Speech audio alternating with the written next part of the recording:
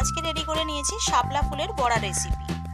এখানে আমি শাপলা ফুল নিয়ে নিয়েছি। শাপলা ফুলের ওপরের যে সবুজ পাপড়িগুলোকে ফেলে দেব, সাদা পাপড়িগুলোকে আমি এখানে নিয়ে নেব। ভালো করে দেখে নিয়ে নিতে হবে যাতে কোনো পোকামাকড় না থাকে। তো বন্ধুরা, এখানে আমি পাপড়িগুলোকে ছাড়িয়ে নিয়ে এখানে আমি কিন্তু কুচো করে নেব। তো কুচো করে নিয়েছি, এখানে দিয়ে দিচ্ছি বেসন। প্রায় 2 চা চামচ মতো এখানে আমি বেসন অ্যাড করছি। দিয়ে দিচ্ছি 1.5 চা চামচ মতো চালের গুঁড়ি।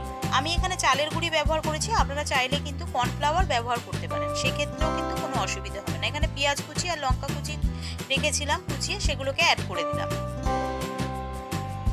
দিয়ে দিচ্ছি স্বাদ অনুযায়ী লবণ, দিয়ে দেবো 1/2 চা চামচেরও কম হলুদ। হাতের সাহায্যে এবারে এটাকে ভালো করে আমি মেখে নেব।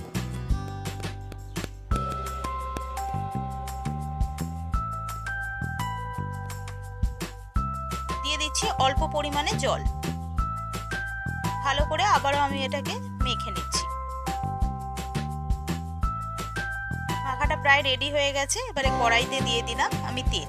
এখানে আমি সাদা তেল ব্যবহার করেছি, আপনারা চাইলে সরিষার তেল ব্যবহার করতে পারেন। তেলটা গরম হয়ে যেতে এক এক করে আমি এই ডোটাকে বড়ার শেপে দিয়ে দিলাম। এটা কিন্তু যেমন ওপরটা মচমচে হয়, ভেতরটা কিন্তু তেমনই সফট হয়। একবার বাড়িতে ট্রাই না করলে বুঝতে পারবেন না এটা খেতে কত সুন্দর, অসাধারণ হয়েছে। অতি অবশ্যই বাড়িতে একবার ট্রাই করবেন। দেখুন বন্ধুরা, আমি এগুলোকে উল্টে পাল্টে বড়াগুলোকে ভেজে নিচ্ছি। খুব সাবধানে উল্টে পাল্টে বড়াগুলোকে ভেজে নিতে হবে। তো বন্ধুরা, যদি ভিডিওটা ভালো লাগে তাহলে অতি অবশ্যই একটি লাইক, একটি সাবস্ক্রাইব করে চ্যানেলটির পাশে থাকবেন, আর তার সঙ্গে বেল আইকনটা প্রেস করবেন। আর তার সঙ্গে অতি অবশ্যই বন্ধুরা কমেন্ট করে জানাবেন রেসিপিটা কেমন লাগলো। বড়াগুলোকে লাল লাল করে ভেজে নেব। ভাজাটা রেডি হয়ে গেছে, এবারে আমি তুলে নিলাম। রেডি হয়ে গেছে শাপলা ফুলের বড়া রেসিপি।